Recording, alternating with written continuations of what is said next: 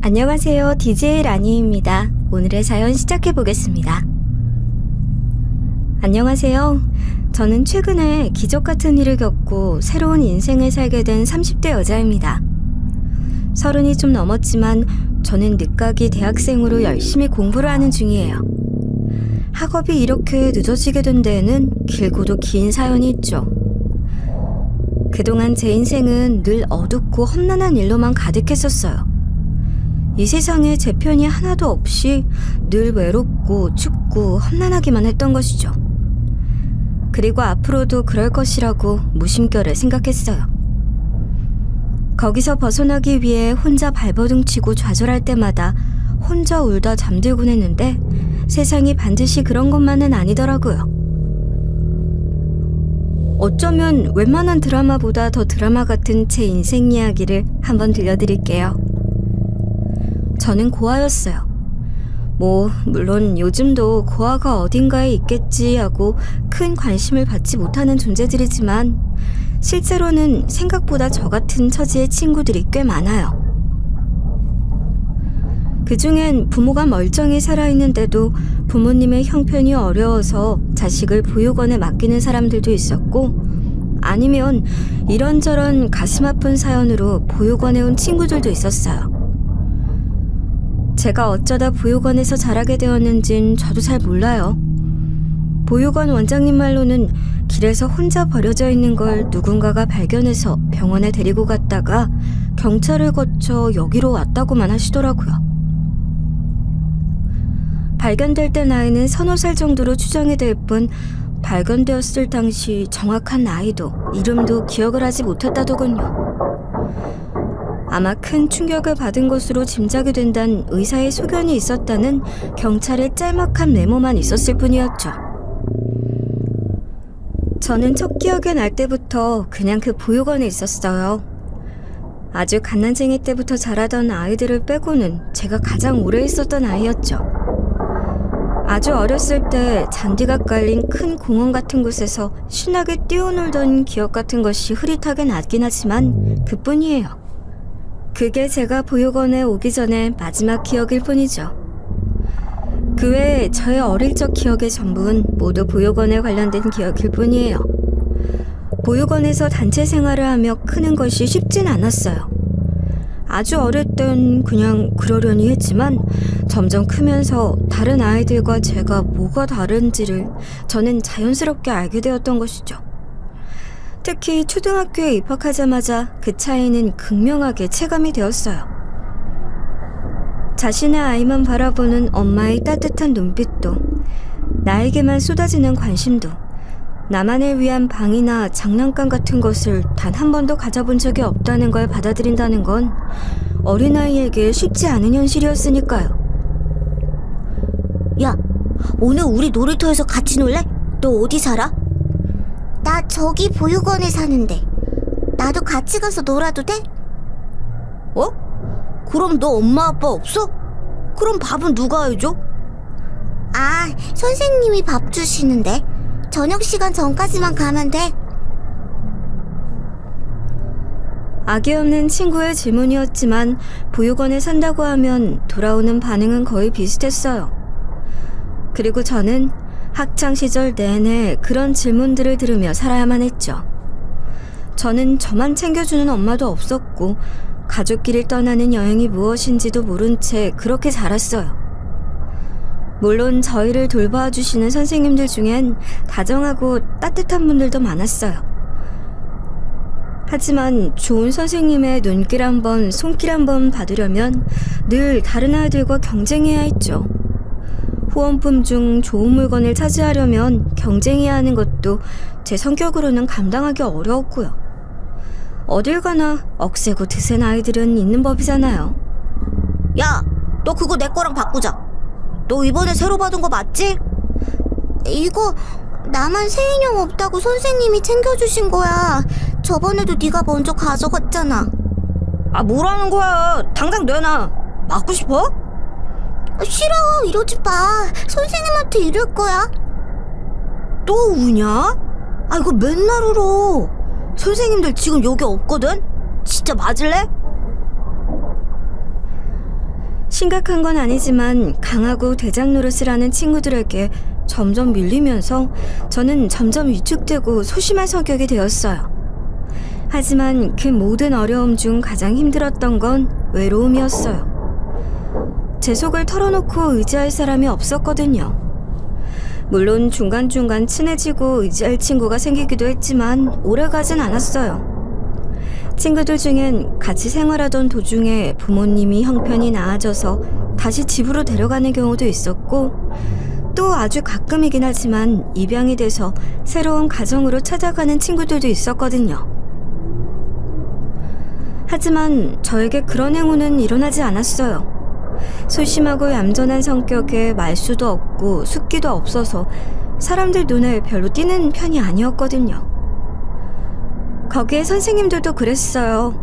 일을 하시다가 그만두시는 분들도 있고 다른 곳으로 옮겨가시는 분들도 있으셔서 제가 어릴 때부터 늘 제 곁을 지켜준다고 느낄 만한 어른이 없었으니까요. 학창시절도 마찬가지였어요. 저는 친구들 사이에서도 선생님에게도 존재감이 없는 아이였어요. 늘 말없이 교실 한 자리를 차지하고 있다가 조용히 보육원으로 돌아와 공부를 하기도 하고 동생들을 돌보기도 하면서 그렇게 자랐어요. 중학교를 졸업하고 고등학교를 진학할 무렵 저는 인문계 고등학교가 아니라 산업체 고등학교를 선택해 진학을 하기로 했어요. 보육원 선생님들은 저의 선택을 걱정하시는 분들도 있었어요. 너 성적도 나쁘지 않잖아. 성격도 차분하고 책 보고 공부하는 것도 좋아하면서 왜 그래? 대학 등록금 때문에 그래? 그것도 그렇고요. 아무래도 혼자 나가서 대학 생활하기엔 힘들 것 같아서요. 보육원 나가면 정착지원금 나오잖아. 그걸로 등록금 좀 내고 기숙사 들어가면 될 거야. 정 힘들면 선생님이 도와줄게. 선생님도 월급 뻔한데 무슨 말씀이세요? 정착지원금 해봐야 얼마 되지도 않고 그 돈으로 등록금 내면 학교 생활 내내 아르바이트 해야 하고 너무 까마득해요. 그냥 빨리 취직해서 돈 모으려고요. 고작 16살짜리가 벌써 생활비 걱정을 하고 그러니 선생님 가슴 아프게. 선생님이 안타까워하셨지만 전 제가 할 수 있는 가장 최선의 선택을 한 것이라고 믿었어요. 물론 저 역시 대학이라는 곳도 가보고 싶고 하고 싶은 공부도 하고 싶은 욕심이 왜 없었겠어요. 하지만 현실의 벽이 너무나 높다는 것을 저는 잘 알고 있었어요. 지원금이며 뭐며 그런 돈으로 대학 등록금은 어찌어찌 해결이 된다 하더라도 먹고 사는 문제며 책값이며 교통비며 거기에 아무리 대학 기숙사라 하더라도 매 학기 내야 하는 돈도 만만치가 않았어요. 거기에 보육원을 먼저 나가 대학에 갔던 언니 오빠들의 삶이 쉽지 않은 것을 저는 똑똑히 보았고요. 그래도 저는 계획을 세웠어요. 산업체 고등학교를 나와 빨리 직장 생활을 시작하고 돈을 모아 언젠간 꼭 대학을 제 힘으로 가보겠다고요. 언제가 될지 모르지만 반드시 이루고 말겠다고 말이죠. 그렇게 저는 산업체 고등학교에 진학을 했어요. 거기서 저는 3년 내내 장학금을 받아가며 학교를 다녔고 고등학교 3학년 2학기가 되자마자 졸업도 되기 전에 큰 대기업의 고객 서비스 콜센터 직원으로 입사를 할 수 있게 되었어요. 학교에 추천이 있어서 가능했죠. 그때 제 나이가 고작 18살이었어요. 그해 가을과 겨울은 너무나도 혹독했던 기억이 나네요. 아직 어른도 되지 못했던 저는 종일 전화 한 대가 놓인 작은 책상에 앉아 목이 쉬도록 전화를 걸고 전화를 받았어요. 그중엔 차마 입에 옮길 수도 없는 욕을 퍼붓는 사람들도 있었죠. 야, 이 미친년아! 내가 몇 번을 말해! 당장 환불해달라고! 고객님, 이건 사용을 하신 물건으로 확인이 되셨어요. 그래서... 닥쳐! 당장 환불하라고! 너 이름이 뭐야? 내가 당장 가서 가만 안 둔다? 이 나쁜 년아! 고객님, 기분이 많이 상하신 것 같은데 흥분을 좀 가라앉히시고. 너 지금 나 가르치냐? 가르쳐? 진짜 너 혼 좀 나야겠다. 너 거기 어디야? 어디냐고! 처음엔 가슴이 벌렁거리고 전화벨소리를 들을 때마다 손이 벌벌 떨리기까지도 했어요. 진짜로 여기까지 찾아와 난리를 치거나 해코지라면 어떻게 하나 무서워서 퇴근할 때 벌벌 떨기도 하고 혼자 화장실에 가서 엉엉 운 적도 많았고요. 하지만 저는 이를 악물고 버텼어요. 고등학교를 졸업하면 보육원을 나가야만 했거든요. 그리고 제 손에 쥐어지는 자립지원금은 단 돈 몇백이 전부예요. 그걸 토대로 저는 평생 혼자 이 세상에서 살아나가야만 하는 것이 제가 처한 차가운 현실이니까 저는 이를 악물고 그냥 버티는 수밖엔 다른 방법이 없었으니까요. 그 추운 겨울 제가 배운 사회는 더 이상 제가 갈 곳도 누구에게 기댈 곳도 없다는 것이었죠. 제 현실은 영화의 날씨보다 더 혹독하고 차갑다는 바로 저의 현실이요. 그렇게 고등학교를 졸업하고 저는 회사 근처에 작은 방을 구해서 일을 계속 이어나갔어요. 열심히 일만 하고 악착같이 돈을 모았고요. 그렇게 3년 그리고 4년을 버텼더니 경력이 쌓이더군요. 이제는 그 어떤 고함을 지르는 고객이나 욕설을 퍼붓는 고객을 만나도 흔들리지 않을 정도로 정신력도 강해졌고요. 이제는 갓 고등학교를 졸업하고 들어온 신입 직원들이 올 때 위로를 해주고 노하우를 전수해줄 정도의 여유도 생겼고요. 그렇게 5년 정도 열심히 일을 한 다음 저는 반지하를 탈출해 작은 오피스텔 전세를 구했어요. 그리고 다음 목표를 위해 각오를 다졌죠. 바로 대학 진학이었어요. 저는 회사를 다니면서 제 힘으로 돈을 모아 제 힘으로 당당하게 대학을 가야겠다는 모습을 꼭 이루어내겠다는 목표를 본격적으로 이루기 위한 노력을 하기로 했죠. 팀장으로 승진을 하고 난 뒤부터 저는 수능 공부를 시작했어요. 오랜만에 공부를 시작했더니 정말 쉽지가 않더군요. 게다가 저는 산업체 고등학교를 나왔잖아요. 중학교 이후의 교육과정은 거의 백지나 마찬가지인 데다가 학교를 졸업한 지가 거의 5년이 되었으니 초등학교 이후부터 다시 시작해야만 했죠. 아침 일찍 출근을 했다가 하루 종일 목이 쉬도록 일을 하고 집으로 돌아와서 밤에 공부를 하는 생활은 생각보다 쉽지 않았어요. 거기에 제가 따로 학원을 다닐 경제적 여유도 시간적 여유도 없잖아요. 혼자 인터넷 무료 강의를 찾아가며 독학을 하다 보니 이게 정말 가능 강의는 하는 걸까 하는 생각마저 들 정도로 절망적인 순간들도 수두룩했죠. 그렇게 공부를 하다 보니 첫 해 수능 점수는 정말 보고도 믿을 수 없을 정도로 형편없었어요. 하지만 제가 가장 잘하는 건 이를 악물고 버티고 또 버티고 넘어져도 일어나서 다시 노력하고 또 노력하는 거잖아요. 이번에도 마찬가지예요. 저는 이해가 안 되면 될 때까지, 모르는 문제가 나오면 이해가 될 때까지 공부하고 또 공부했어요. 지독하게도 오래 걸리더군요. 무려 5년이 더 걸렸으니까요. 하지만 역시 노력은 사람을 배반하지 않았어요. 5년 동안 공부를 하고 난 그해 수능에서 저는 드디어 만족할 만한 성적을 얻었던 것이죠. 그리고 제가 목표로 하던 대학에 원서를 넣어 드디어 그렇게나 꿈에도 그리던 합격증을 손에 넣었어요.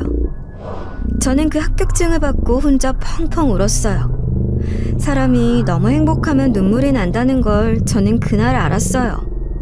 대학에 가면, 대학생이 되면 앞으로 제 인생은 달라질 것이었으니까요. 그날 저는 앞으로 닥쳐올 운명도 모른 채 희망에 가득 차 있었어요. 하지만 그해 연말, 새로운 부서장이 저희 부서로 취임하면서 회사 분위기가 확 달라졌어요. 연말 인사이동으로 인해 다른 팀에서 정근을 온 그 부서장은 오기도 전부터 안 좋은 소문이 굉장히 많이 돌기 시작하더군요. 삼 팀장, 부서장 소문 들었어? 뭐 굉장히 엄격하다면서요? 인정사정 없다고 하던데요? 인정사정 정도가 아니라 피도 눈물도 없대. 그 전에 있던 부서에서 사람들이 단체로 퇴사하고 고소하고 난리도 아니었다던데? 고소요? 직장 상사를 고소한 거예요? 대체 무슨 일이래요? 그게 이 사람이 실적이랑 성과에 너무 집착을 해서 조금만 실적이 모자라면 그렇게 직원을 괴롭힌대. 그것 때문에 정신과 다니고 회사 그만둔 사람도 한둘이 아니고. 아니, 그런 사람이 왜 우리 부서로 오는 거예요? 윗선에 친분이 많은가 보더라고. 전 부서 사람들이 투서까지 썼지만 소용이 없었대. 결국 고객 응대 부서인 여기가 한직이랍시고 보내는 거지 뭐. 이런 소문을 들을 때만 해도 저는 그냥 별로다 정도로만 생각했지 큰 걱정까진 하지 않았어요. 당시 저는 회사에서 근속 10년에 가까운 배타령 팀장이었고, 솔직히 막말과 욕이라면 그동안 블랙리스트 고객을 대하면서 이골이 났다고 생각했거든요. 하지만 부임한 새 부서장은 차원이 다르더군요. 새로 부임한 날 그는 아침부터 팀장들을 전부 회의실로 호출했어요. 저희가 회의실로가 의자에 앉으려 하자 종이뭉치가 날아들더군요. 뭘 잘했다고 의장에 앉으려고 들어? 전부 일어나! 벽에 가서 서! 네? 귓구멍 막혔냐? 벽에 가서 서라고! 이 쓸모없는 새끼들아! 부서장은 우리를 전부 일렬로 벽에 세워놓고는 쌍욕을 섞어가며 호통을 치고 실적표를 집어던지고 난리를 쳐댔어요. 산전수전 다 겪었다 생각한 저조차도 충격을 받을 정도로 그 인간의 막말은 상상을 초월했거든요. 거기에 전화라는 매체를 사이에 두고 듣는 것과 바로 앞에서 삿대질을 섞어가며 코앞에서 듣는 욕지거리는 정말 충격이 크더군요. 니들은 뭐하는 것들이야? 이 정도 인원을 두고도 하루 처리 건수가 이게 뭐야? 그러고도 밥 먹고 잠자고 싶냐? 죄송합니다. 진짜 안심하다. 능력도 없는 것들이 팀장이랍시고 역겨워. 다음 달까지 당장 처리 건수 2배로 올려. 2배요? 부서장님, 그건... 그때였어요. 퍽 하고 뭔가가 벽에 날아가 깨지더군요. 처리 건수를 2배로 올리라는 것을 반대한 팀장을 향해 부서장이 앞에 있던 서류철 뭉치를 들더니 망설임 없이 냅다 집어던진 거였죠.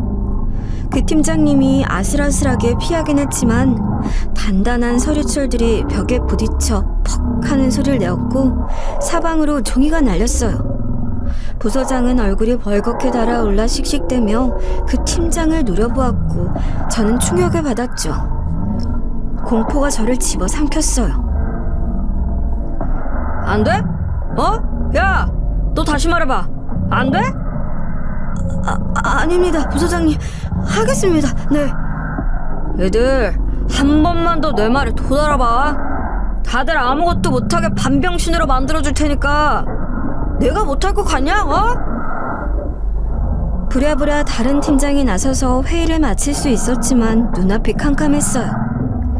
회의실 안에서 고함 소리와 물건 집어던지는 소리가 밖으로 다 들렸는지 사무실 전체가 쥐죽은 듯 조용했죠.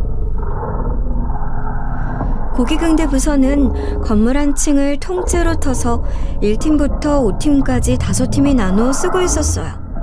근무하는 사람만 거의 80여 명이었고 늘 전화통화하는 소리로 시끌시끌했는데 그날만은 아무도 소리를 내지 못한 것이죠. 저희는 말없이 각자 맡은 팀으로 돌아갔어요. 당장 하루 건수를 2배로 늘리라는 걸 불가능에 가까운 일이라는 걸 모두 알고 있었어요. 특히 제가 맡은 고객 불만 접수팀은 더 그랬죠. 상담 건수보다 완결이 더 중요한 부서였는데 대체 어떻게 하라는 건지 눈앞이 캄캄하더군요. 당시 저는 대학에 합격을 해놓은 상황이었기 때문에 그 다음에 1월이나 2월까지만 근무를 하고 그만둘 계획을 가지고 있었어요. 해를 넘기면 근속연차 10년이 넘어가고 그러면 퇴직금 수령액이 더 늘어나기 때문이었죠. 하지만 분위기가 너무 살벌하고 이런 부서장 밑에 있다간 사표금 뭐고 못 나가겠다 싶어서 당장 내일이라도 그만둬야겠다 싶더라고요. 퇴직금 몇 푼 더 받으려고 한두 달 더 일하다가는 그만두지도 못할 것 같다는 불길한 예감이 들었거든요. 팀원들에겐 미안하지만 무려 5년을 준비해왔던 일이니 더 이상 미룰 순 없었죠. 왜 사람의 불길한 예감과 촉은 정확하다고 하잖아요. 제 예상은 적중했어요. 다음날 어제 상담 건수 2배를 반대해 서류 뭉치를 맞을 뻔했던 팀장님이 아침에 출근하자마자 사직서를 제출했어요.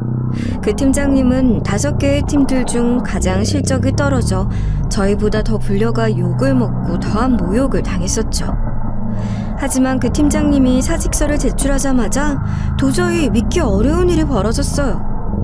부서장이 사직서를 보자마자 팀장 모두를 회의실로 호출했던 것이죠. 그리고 그 팀장님만 따로 세워 벽에 세워두고 보란듯이 쌍욕을 해댔어요. 야, 이 자식아! 일을 이따위로 해놓고 그만둔다고? 이 비겁한 새끼! 어디서 도망을 가? 말씀드렸잖아요. 개인 사정으로. 닥쳐, 이 병신아. 일도 못하는 병신 같은 게. 왜? 이대로 어디로 가서 다른 회사로 뭐 옮기게? 뭐 어디 가서 고소라도 하게? 아닙니다. 진짜 개인 사정이 있어서. 사표 내고 어디다 고발하고 그럴 생각인 거 내가 모를 줄 알아? 그래서 그만둘 거야? 대답해봐. 그만둘 거냐고. 부서장은 그 팀장님이 제출한 사표로 아예 그 팀장님의 뺨을 척척 갈기는 신용까지 하더군요. 그 팀장님은 벌개진 얼굴로 아무 대답도 하지 못했어요. 저 역시 감히 말리지도 감히 부당하다고 항의하지도 못했죠.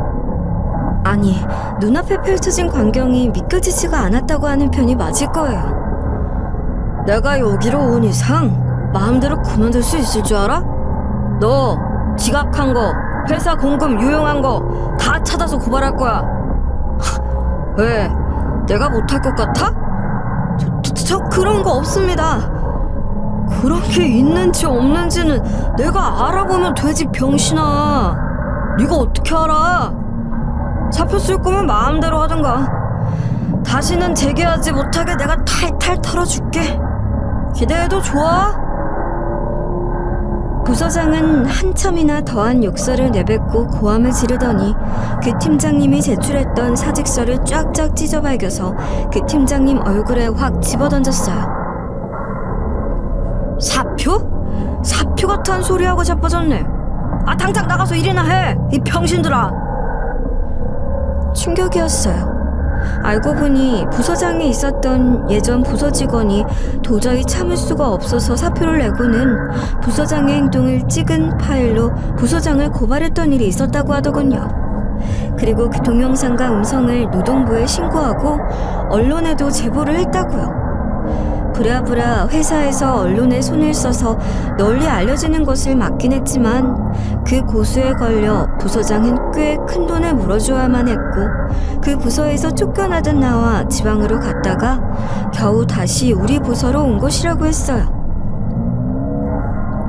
그 이후론 무조건 회의 때 핸드폰을 전부 끄게 하고 사표를 쓰는 직원이 있으면 그 직원의 모든 근태 상황과 사소한 업무 실수나 과실까지 전부 탈탈 털어 트집을 잡아 고소를 한다고 했어요. 그 부사장이 있던 예전 부서팀장과 친구라는 다른 팀장이 그 상황을 전해주셨죠. 그렇게 고소하면 버틸 수 있는 직원이 어딨어.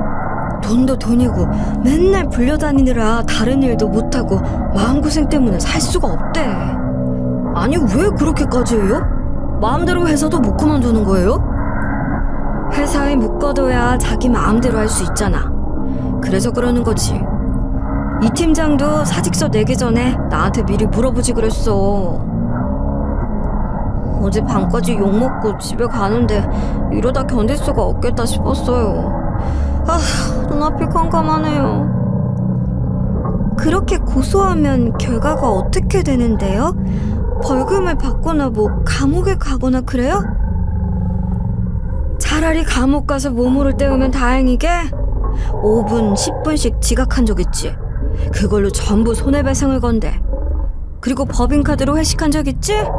그것도 전부 싹 다 토해내라고 하고 아주 징글징글하댄다. 아니 무슨 그런 말도 안 되는. 거기에 걸리지. 그렇게 되면 퇴직금이고 뭐고 알거지가 되는 건 물론이고 몇백이고 몇천이고 물어낼 각오해야 해. 몇 년 동안 경찰이고 검찰이고 불려다니는 건 물론이고. 세상에 그런 법이 어딨어요? 여기 있어. 그 뒤에 누가 있는 줄 알아? 우리 회사 법무팀 있어. 우리가 고객들에게 그렇게 당할 땐 쳐다도 안 보던 법무팀이. 정말 머릿속이 하얗게 되었어요. 뭐라 할 말도 못 찾겠고 뭘 어떻게 해야 할지 모르겠더군요. 결국 제일 먼저 사직서를 썼다가 막말과 모욕을 당했던 그 팀장님도 결국 그냥 근무를 할 수밖에 없었어요. 솔직히 말해 털면 먼지 안 나는 곳이 없다고. 그렇게 사소한 것까지 물고 늘어지면 안 걸리는 직장인이 어디 있겠어요. 법인카드로 회식하고 회의 중에 커피 한 잔 마신 것까지 공금 유용으로 고발한다는 이야기에 아득해지더군요. 아무리 들어도 아무리 생각을 해봐도 그 어디에도 방법이 없었어요. 희망이 사라지는 것 같았어요. 방법은 딱 하나, 그냥 버틸 수밖에요. 그나마 제가 제일 잘하는 것이 이를 악물고 버티고 또 버티는 거니까 저는 일단 버티기로 했어요. 저는 한운 수 없이 대학에 휴학 신청을 한 것이죠. 그리고 그냥 버텼어요. 부디 부서장이 빨리 다른 곳으로 가기를 바라면서 말이죠. 부서장은 매일매일 저희를 모욕하고 욕설을 퍼붓고 물건을 집어던지고 어떤 때는 얼굴에 커피를 끼얹기까지 했어요. 그야말로 매일 새로운 지옥을 선사하더군요. 그 인간은 마치 다른 사람들을 괴롭히고 모욕하고 위협하기 위해 회사를 다니는 사람으로 보였어요. 매일 말도 안 되는 성과를 제시하면서 저희를 비웃고 모두를 능력 없는 쓰레기 취급하면서 본인의 만족감을 채우는 것처럼 보였거든요. 웃긴 건 부서장은 일반 직원들은 절대 건드리지 않는다는 거였어요. 예전에 당했던 경험이 있어서 그랬는지 팀장들만 들들 볶았어요. 하지만 매일매일 성과 때문에 쥐어짜이고 고함과 막말이 회의실 밖으로 다 들려나오니 직원들 역시 스트레스가 엄청났어요. 개중엔 정신과를 다니는 직원들도 있었고 퇴사율도 엄청나게 올라갔죠. 부서장이 일반 직원의 퇴사까지 막을 순 없잖아요. 직원들은 줄어드는데 목표치는 엄청나게 높아지는 상황에 결국 팀장들까지 전부 뛰어들어 일을 해야 할 상황이 되니 그야말로 기절할 것만 같았어요.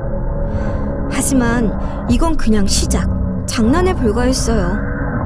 그 부서장이란 인간은 막말과 욕설로 그치는 놈이 아니었거든요. 처음 시작은 성과 목표 2배를 달성하지 못했다고 직원을 전부 퇴근시킨 뒤 팀장들을 나무라 한 거였어요. 저희를 회의실 벽에 일렬로 세워두고 뺨을 때린 거였죠. 저희의 뺨을 차례대로 짝짝 올려붙이는 행동에 다들 경악하자 부서장은 저희를 보고 비웃기까지 했어요. 왜? 이건 자존심이 상하고 슬쩍 못 올린 건 자존심 안 상해? 이 능력도 없고 배포도 없는 쓰레기들. 대체 이게 가능하기나 한 일인가요? 저희들은 눈물을 꾹 참으며 서로를 위로했어요. 하지만 그 이후로 부서장의 행패는 점점 더 포악해지고 심해지기만 했어요. 저희가 성과를 달성해도 달성하지 못해도 손찌검을 계속하기 시작한 것이죠. 그야말로 저희를 괴롭히고 폭행하기 위해 일을 하는 사이코와도 같았어요. 하지만 도저히 빠져나갈 방법이 없을 것 같은 이런 상황에 새로운 변수가 생겼어요. 그날도 역시 저희는 출근을 하자마자 아침부터 회의실로 불려가 온갖 막말을 듣고 있었어요. 머리 위로는 서류철과 종이 뭉치들이 마구 날아다녔죠.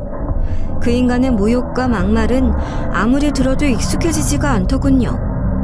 제발 그만 좀 했으면 좋겠다고 간절하게 빌던 바로 그때였죠. 아무짝에도 쓸모없는 병신들아, 알아먹겠냐고. 아이 제길 진짜 더러워서 못해 먹겠네. 야, 이 자식아 닥쳐! 뭐라고? 귓구멍이 막혔니, 이 사이코패스 새끼야? 너 같으면 그딴 말도 안 되는 성과에 반이라도 할 수 있겠냐? 이 병신 같은 놈아. 야, 너 지금 뭐라고 했어? 병신 사이코패스라고 했다. 야, 난 회사 그만둘 거니까 고소를 하던 지랄을 하던 네가 알아서 잘해봐. 벙찐 부서장을 두고 그 팀장은 사직서를 던져버리고 바로 회의실을 나가버리더군요. 와, 진짜 멋있기도 하고 부러웠어요. 평소엔 조용해서 특별히 부서장에게 괴롭힘을 당하는 편도 아니었고, 그런대로 실적도 유지하는 팀장이었는데 조용한 사람이 화를 내면 무섭다더니 딱 그분이 그랬어요. 하지만 그대로 있을 부서장이 아니었죠. 회의실을 뛰쳐나가는 팀장님을 붙잡고 욕설을 하며 난리를 쳐댔어요. 하지만 그 팀장도 가만히 있지 않더군요. 왜? 치게? 그래, 차라리 한 대 쳐.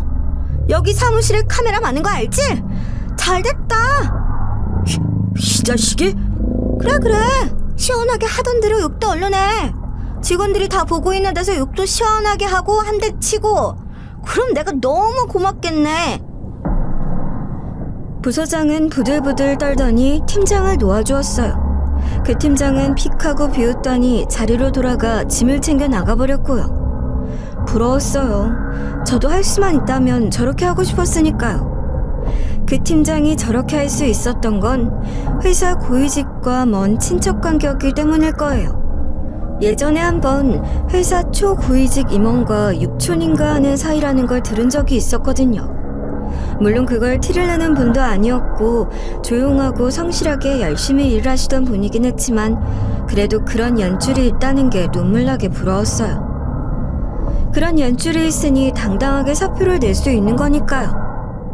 게다가 그분은 원래 부유한 집안에서 자라 집안 재력도 꽤 좋았어요. 늘 좋은 옷에 좋은 차를 몰고 다녔거든요. 아마 그 팀장 역시 몇 달간 계획을 세워 깔끔하게 그만둘 기회를 엿보고 있다가 실행에 옮긴 거였겠죠. 그걸 할 수 있는 배경도 그 재력도 다 저에게는 조금도 없는 것이었지만요. 그렇게 팀장이 나가버리자 씩씩대며 회의실로 돌아온 부서장은 분을 이기지 못하고 회의실 안에서 의자를 집어던지며 그야말로 지랄 발광을 했어요. 고함을 지르며 의자를 벽에 집어던지고 손에 잡히는 대로 다 집어던지고 악을 쓰는데 너무 무서웠죠. 저희는 주춤주춤 벽으로 몰려갔다 부서장을 말렸어요. 남자 팀장들이 부서장을 붙들었죠. 진정하세요, 부서장님. 직원들이 봅니다. 나 이 새끼들아. 니들 내가 그렇게 우습냐? 우스워? 이러시면 안 돼요, 부서장님. 저리 가라고. 니들도 내가 다 그만두게 해줄까? 이러면서 난리를 치던 부서장은 다른 팀장들의 멱살을 잡아 밀쳤어요. 그러다 그 옆에 있던 저까지 멱살을 잡더니 바닥으로 확 내동댕이 치더군요.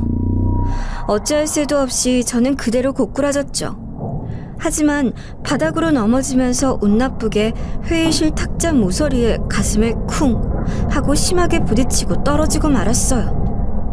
제가 가슴팍을 부여잡고 바닥을 뒹굴자 놀란 팀장들이 저를 다가와 부축했어요. 너무 아파 저도 모르게 눈물이 줄줄 흐르더라고요. 신음소리가 절로 날 정도였고요. 하지만 부서장 그 인간은 정말 악마였어요. 제가 너무 아파서 바닥에서 끙끙대고 있는 걸 물끄러미 보더니 짜증난다는 듯 이랬거든요. 아 진짜. 저건 왜 저기 있어가지고 성가시게. 야 아프냐? 부서장님, 3팀장 병원 가야 할 것 같아요. 119를 불러야. 닥쳐. 무슨 저런 걸로 119야. 왜? 내가 때렸다고 광고하려고? 아니 그게 아니라 가슴을 부딪힌 것 같아서. 일도 못하는 년이 더럽게 성가시게 하네. 야 일어나. 쇼하지 말고. 저는 겨우 부축을 받아가며 자리에서 일어났어요. 부서장은 피식하며 그러더라고요. 앞에서 엄살 떨지 말고 병원이나 가봐. 그리고 너 오늘 내 눈앞에 띄지 마. 다른 놈들은 빨리 가서 일해. 저는 겨우 주변의 부축을 받아 근처 대형 병원 응급실로 갔어요. 다행스러운 건 시간이 지날수록 통증이 조금 가라앉고 숨쉬기도 조금씩 편해진다는 거였죠. 퍼렇게 멍이 든 상처를 보더니 응급실 의사는 지금 흉부내과 진찰 시간이니 가서 외래 진료를 받는 게 좋겠다며 저를 진료실로 올려보냈어요. 병원은 깨끗하고 규모가 상당히 큰 곳이더군요. 3층이라는 진료실로 찾아 올라가 정확히 어디로 가야 할지 몰라 두리번거리다 저는 복도 중앙 데스크에 있는 간호사 선생님들을 발견했어요. 그런데 이상했어요. 제가 미처 다가가기도 전에 간호사 선생님이 제 얼굴을 보더니 활짝 웃는 거예요. 마치 아는 사람을 보는 것처럼 말이죠. 이 병원 간호사 선생님들은 정말 친절하네. 이런 생각을 하며 다가가는데 그분은 제가 가까워지자 이러더라고요. 원장 선생님 손녀분, 오랜만에 오셨군요. 네? 저요? 또 장난치신다. 저번에도 이러시더니 제가 속을 줄 알아요? 저 사람 잘못 보신 것 같아요. 저는 흉부내과 여쭤보려고. 원장님 손녀분 아니세요? 여기 의사 선생님이시잖아요. 저 모르세요? 예? 저 고아인데요? 간호사는 의아한 표정을 짓더군요. 그리고 제 손에 들린 접수증을 확인하고 표정이 이상해졌어요. 정말 손녀분 아니세요? 아니 이게 무슨 일이지? 아니에요. 저 오늘 여기 처음 와본 건데요? 간호사는 제 얼굴을 뚫어지게 쳐다보더라고요. 저는 사람을 잘못 봤나 어리둥절한 표정으로 있었죠. 그러더니 간호사는 저에게 흉부외과 안내를 해주고 어디론가 전화를 걸더군요. 나랑 진짜 닮은 사람이라도 있나 이런 생각을 하며 그냥 자리에 앉아 대기를 했어요. 가슴 통증은 많이 줄어들어 기다릴만 했죠. 약간 뻐근하고 멍이 들긴 했지만 다행히 크게 다친 것 같지도 않았고 무엇보다 회사를 빠져나와 있을 수 있는 것만으로도 좋았으니까요. 그렇게 10분 정도 있었나? 그러는 와중에도 간호사는 저를 계속 쳐다보더라고요. 제가 약간 어색해하자 음료수를 하나 들고 오더니 괜히 말을 시키기도 하고 이러기까지 했고요. 그러고 있는데 누군가가 왔어요. 간호사가 손짓을 하더군요. 원장님! 여기요! 원장님! 저 역시 얼결에 간호사가 손짓을 하는 곳을 돌아보았어요. 하얀 가운을 입은 노인이 한 분 서 계셨죠. 그렇게 우연히 저는 그 노인분과 눈이 마주쳤어요. 그런데 반응이 좀 이상했어요. 그 노인분은 제 얼굴을 보자마자 충격을 받은 표정으로 그 자리에 우뚝 서 뚫어져라 제 얼굴만 쳐다보고 있더라고요. 뭔지 모를 분위기에 저는 저도 모르게 자리에서 일어났어요. 그리고 그 얼굴을 다시 한번 보았죠. 그런데 기분이 좀 이상하더라고요. 정말 태어나 처음 보는 사람이었는데 뭔가 낯이 익은 것 같기도 하고 또 익숙한 것 같기도 하고. 왜 낯선 사람이 제 얼굴을 뚫어지게 쳐다보면 불쾌감을 느낄 수도 있고 예의가 없다고 할 수도 있잖아요. 하지만 그런 느낌은 전혀 없었어요. 저 역시 홀린 듯이 그분의 얼굴만 쳐다보았죠. 그러다 갑자기 정신을 차린 그분이 저에게 다가와 와락 저를 껴안으셨어요. 그리고 눈물을 흘리며 이러셨죠. 선주야! 선주야! 세상에 이런 일이! 저는 미정이인데요. 김미정. 아니야. 너는 윤선주야. 윤선주. 내 손녀 윤선주. 선주야. 저는 영문도 모른 채 태어나 처음 보는 분의 품에 안겨 있었죠. 그분은 펑펑 눈물을 흘리며 처음 듣는 이름으로 저를 불렀고요. 하지만 알겠더라고요. 분명 낯선 사람, 낯선 이름이었지만 그분의 목소리를 듣는 순간 그분이 선주야 하고 하는 그 순간 기억이 떠올랐기 때문이었죠. 저를 껴안고 펑펑 눈물을 흘리는 그분은 제 할아버지였어요. 그리고 저를 향해 다정하게 이렇게 말하시고는 하셨어요. 선주야, 내 강아지.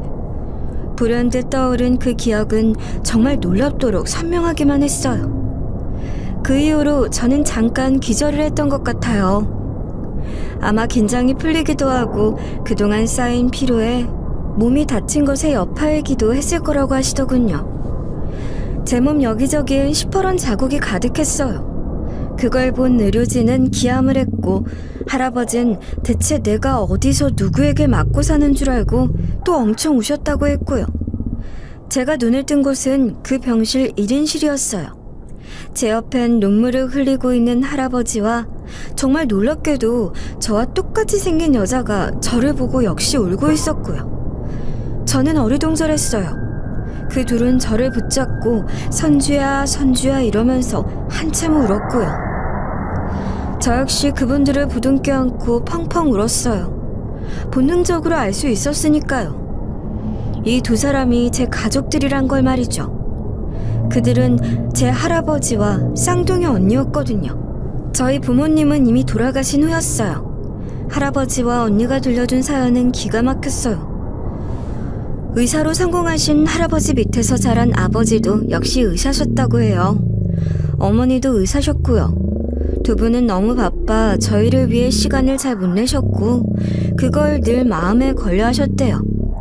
그러다 하루는 큰 마음을 먹고 해외여행을 가기로 했던 것이죠. 그런데 하필 출발하기 전날 쌍둥이 언니인 선미 언니가 밤부터 열이 났던 거고요. 당시 같이 살고 있던 할아버지와 저희 부모님은 밤새 고민을 하셨대요. 그냥 선미는 내가 돌볼 테니까 니들끼리라도 선주 데리고 다녀와. 그래도 어떻게 그래요. 그냥 취소할까 봐요. 안 그래도 아버님 없이 우리끼리 다녀오기도 마음이 안 좋았어요. 아니야. 지금 취소하면 돈이 얼마야. 돈도 돈이지만 어디 다시 시간 내기가 쉬워? 이번에도 겨우 진료 빼서 시간 만든 거잖아. 그래도 혼자 선미랑 계실 수 있으시겠어요? 그냥 나중에 다 같이 가죠 뭐. 어허, 다녀오래도 가정부 아줌마도 있는데 뭐가 문제니? 아무리 그래도 애를 한 명만 데리고 가는 게 좀 걸려요. 쌍둥이라도 가끔은 한 명씩 나로 관심을 주는 게 좋다고 하더라. 니들도 선주에게 듬뿍 사랑 주고 와. 나도 간만에 선미랑 단둘이 있을랜다. 그렇게 할아버지의 권유로 부모님은 저만 데리고 여행을 떠나기로 결심을 하신 것이죠. 당시만 해도 해외여행이 흔한 것도 아니었잖아요. 부모님 입장에서도 당일 전날 취소하기는 힘드셨겠죠. 그때 언니와 저의 나이가 3살이었다고 해요. 할아버지가 본 마지막 저의 모습은 엄마 품에 안겨 활짝 웃으며 빠이빠이 손을 흔들었던 것이었고요. 하지만 얼마 지나지 않아 할아버진 상상하지도 못할 불행을 알리는 전화를 받으신 것이죠. 공항으로 가는 도로에서 화물차가 뒤집어지면서 연쇄 추돌 사고가 난 거였어요. 수십 대의 차가 뒤엉키고 어떤 곳에선 차에 불까지 나면서 그야말로 도로는 아수라장이 되었다고 해요. 사상자가 너무 많아서 희생자의 신원을 밝히는 것도 쉽지가 않았을 정도로 말이죠. 거기에 당시의 응급의료 시스템이며 전산 시스템이 지금처럼 발달하지 않은 것도 문제였던 거죠. 할아버진 온 병원을 다 뒤져가며 겨우 다른 병원에 따로 있던 어머니와 아버지의 시신을 찾았지만 문제는 저였어요. 저는 시신은커녕 흔적조차 발견하지 못했다고 했어요. 혹시 다른 병원으로 이송이 되었을까 싶어서 그 도시 근처 병원까지 전부 뒤지고 그날 응급실에 들어온 환자 명부까지 억지를 부려가며 확인했지만 그 어디에도 저는 없었던 것이죠. 급기야 근처 장례식까지 전부 뒤졌다고 하시면서 할아버지는 눈물을 흘리셨어요. 나는 네가 살아있을 줄 알았어. 뭐가 이리 잘못되어 지금 못 만나는 거지. 죽지 않고 살아서 어딘가 잘 살고 있을 거라고 확신했어. 할아버지 울지 마세요.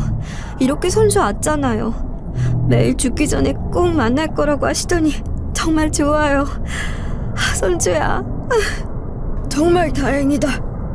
그동안 전단지를 수천 수만 장을 만들어 뿌렸는데도 못 찾았는데 이렇게 나타나다니. 하느님, 부처님, 정말 감사한 일이야. 고마워. 진짜 고마워.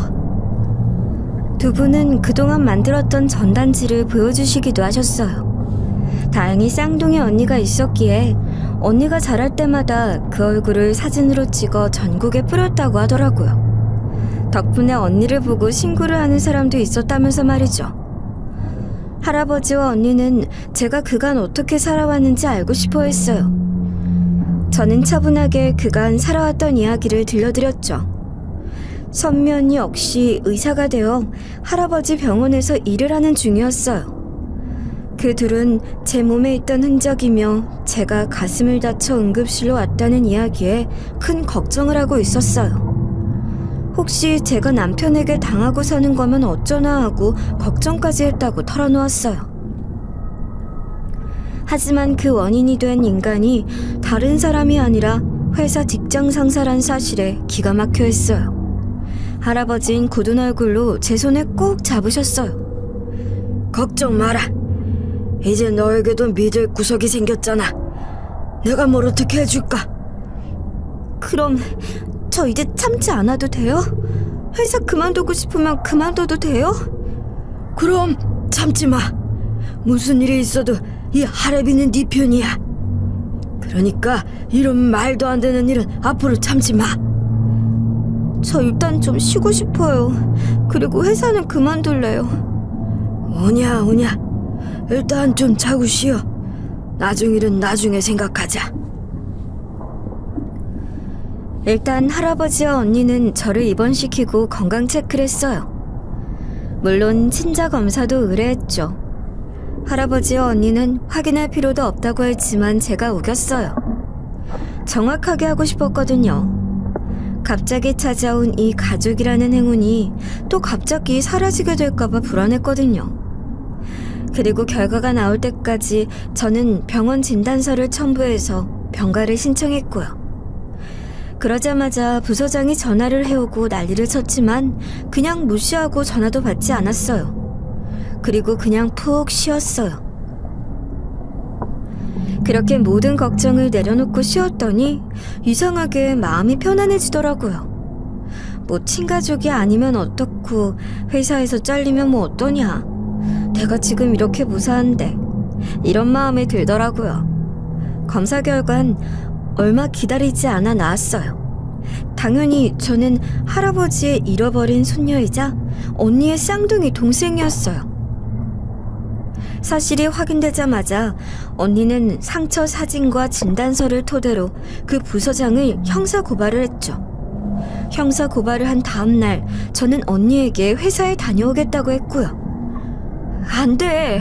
거기 갔다가 무슨 짓을 또 당하려고. 그냥 있어. 아니야. 가서 사직서도 내고 내가 마무리를 하고 와야지. 그럼 나랑 같이 가, 응? 괜찮아. 이제 나 가족 있잖아. 무섭지 않아. 내가 잘 정리하고 올게. 기다려, 언니.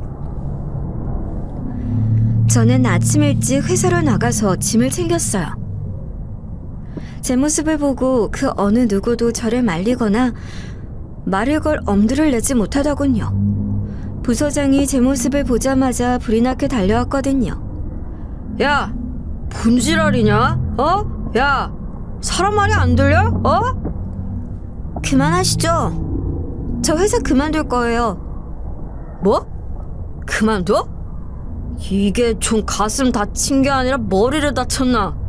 야, 너 미쳤냐? 어? 미쳤어?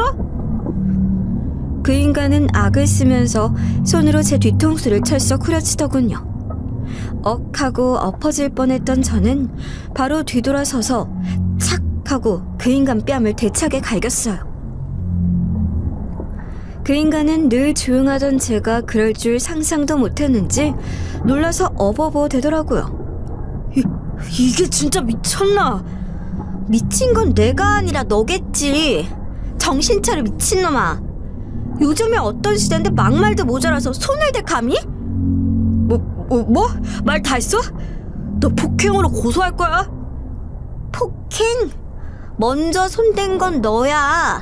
카메라에 다 찍혔을걸? 고소해봐, 한번. 할 수 있으면. 저는 그 인간에게 사표를 던져버렸어요. 여기 있는 직원들 다 다른 집 귀한 자식들이야. 알아? 여기 있다, 사표. 이거 받고 너 거기서 딱 기다려. 이미 경찰이 고발했으니까. 다시는 재기하지 못하게 내가 탈탈 털어줄게. 기대해줘. 좋아? 저는 미련 없이 짐을 쌌어요. 그리고 직원들을 향해 외쳤죠. 자, 나랑 같이 소송하고 싶은 사람, 증거 모아둔 사람 전부 다 연락해. 우리 같이 하면 이길 수 있어. 나 믿고 따라와. 저는 할아버지와 언니가 기다리는 집으로 돌아갔어요. 난리가 날 것이라 생각했던 회사의 반응은 생각보다 거세지는 않더군요. 할아버지가 동원할 수 있는 변호인단은 어마어마했고, 그 변호인단이 작고 걸고 넘어지면 아는 언론을 다 동원하겠다고 협박을 한 것이 먹혔던 모양이었어요. 소송이 진행되는 사이 물론 합의 시도까지 있었어요. 상황이 불리했다 싶었던지 부서장이 저에게 사과 전화를 하고 만나겠다고 찾아오기까지 했거든요. 물론 바로 쫓겨났지만 말이죠. 할아버지와 언니가 사는 집으로 이사를 간 뒤에야 모든 기억이 선명해졌어요. 어릴 적 공원에서 뛰어놀던 기억은 바로 할아버지 집 정원에서 놀던 기억이었어요. 저는 그 너른 마당에 서고 나서야 가족을 찾았다는 실감을 하게 되었죠. 나중에 언니가 밝힌 저의 실종과 관련된 실상은 정말 기가 막혔어요. 저는 다행히 목숨을 건져 급히 병원으로 옮겨졌는데, 같이 사고가 났던 다른 사람이 저를 자기 딸로 착각해서 다른 이름으로 병원에 입원을 시켰던 거였어요. 그러다가 다른 병원에서 진짜 자기 딸을 찾았던 거고요. 그러고 그 사람이 가버리자 병원은 경찰에 신원 미상이라 신고를 했는데, 어이가 없는 건 그때부터였어요. 경찰이 저를 신원 불상자로 분류해서 보육시설로 보내버린 것이죠. 아동센터에선 자세한 사항을 몰랐고 그냥 도로에서 발견되어 병원에 갔다가 옮겨진 아이라고만 듣고 그대로 보육원에 저를 보냈던 것이었어요. 그러니 보육원에 있는지도 꿈에도 모르고 병원과 장례식장만 뒤지던 할아버지가 저를 발견할 리가 없었던 것이죠. 저는 그 다음에 학교에 복학을 했어요. 언니는 아예 병원에 휴가를 내고 저를 여기저기 끌고 다니면서 지극정성으로 돌봤고요. 아예 대학 입학식까지 쫓아올 기세여서 말려야 할 정도였어요. 저는 지금 저를 위해 모든 것을 다해주시는 할아버지와 언니의 관심과 보호 속에 잘 지내고 있는 중이에요. 제가 걸었던 형사고발과 피해보상 소송은 전부 저의 승리로 마무리가 되었어요. 저는 회사와 그 부서장을 상대로 손해배상 청구 소송에 이겼던 것이죠. 물론 이 결과는 저 혼자의 힘은 아니에요. 먼저 사표를 쓰고 나갔던 팀장님과 그간 버텼던 직원분들 덕분이었죠. 그 팀장님은 물론 직원들 역시 몰래 많은 증거와 녹취록을 야금야금 모아두었더라고요. 제가 저를 믿고 가자는 말에 많은 직원들이 자신들이 모아두었던 것을 다 보내주었고, 다른 팀장들과 저는 한꺼번에 그 인간에게 소송을 걸었던 거예요. 거기엔 그 증거들이 큰 힘이 되었죠. 무엇보다 저희를 들들 볶던 그 인간이 성과를 조작해 자기 것으로 만들고 회사 공금도 본인이 유용하던 증거까지 직원들은 전부 확보해 가지고 있더라고요. 처음 소송을 준비하던 팀장님의 변호사와 제가 꾸린 변호사를 합쳤더니 도저히 상대할 수 없을 것만 같았던 회사 법무팀 정도는 충분히 대처할 수 있었고요. 회사는 물론 부서장 그 인간 역시 직원들과 저에게 큰 금액의 배상금을 지급해야만 하는 판결이 났어요. 물론 그 판결이 난 이후로도 회사 법무팀은 물러나지 않고 항소를 하겠다더라고요. 이게 꼭 회사 잘못이라고 할 수는 없잖아요. 저희는 항소할 겁니다. 이게 왜 회사 잘못이 아니에요? 이미 예전에 문제가 있던 사람을 연줄 때문에 봐주고 저희 팀으로 보낸 게 회사잖아요. 아니, 개인이 한 잘못이잖아요. 반성했다길래 그런 줄 알았지 또 그런 짓을 할 줄 회사가 어떻게 합니까? 웃기는 소리 하시네. 그래요. 항소? 하세요. 계속 하세요. 뭐라고요? 항소하신다면서요. 그래요. 일 길게 끌어서 크게 한번 만들어보죠. 저 그 정도는 감당할 만한 재력도 있고 힘도 있어요. 이러면 제가 그동안 지금처럼 조용히 있을 수 있겠어요? 지금 외부에 알리겠다는 거예요? 저도 인터넷 할 줄 알고 글도 잘 쓰거든요. 해볼 테면 계속 오래오래 해주세요. 차라리 그게 나을 수도 있겠네요. 이랬더니 바로 회사 반응이 달라지더군요. 저를 비롯한 모든 직원들에게 곧바로 배상금을 지급하고 승진을 시켜준 것이죠. 물론 조건은 이 일을 외부로 알리지 않는 거긴 했지만요. 저에게도 복직과 승진을 약속했지만 저는 거절했어요. 저에겐 다른 꿈이 있으니까요. 재판 선고 날 그렇게나 기세등등하고 그렇게나 악독해 보이던 부서장은 잘못했다고 용서를 빌면서 엉엉 울기까지 했어요. 그 모습이 얼마나 추하고 얼마나 초라하던지. 제가 정말 잘못했습니다. 회사에서 다 시킨 일이에요. 정말입니다. 팀장들에게 욕설을 하고 폭행을 하라고 회사에서 시켰다고요? 이게 말이 됩니까? 정말입니다. 제가 왜 죄 없는 직원들에게 그러겠어요? 제가 미친놈도 아니고 속으론 저도 정말 괴로웠습니다. 용서해 주세요. 그러면서 진심으로 자기 죄를 반성한다고 선처를 부탁한다며 저를 비롯한 다른 직원들에게도 울면서 사정하고 편지도 보냈지만 그 말을 누가 믿겠어요.